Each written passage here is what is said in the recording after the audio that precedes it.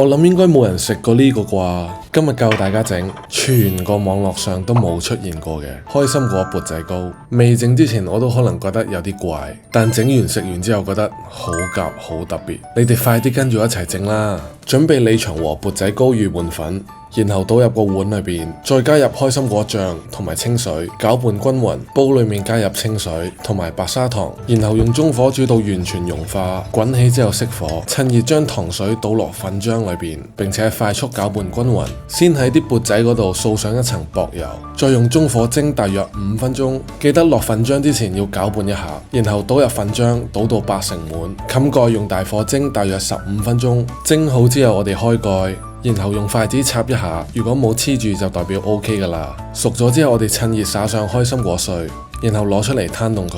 跟住我哋用竹籤喺碗邊兜一個圈甩模，然後再插上2支竹籤就可以食得噶啦。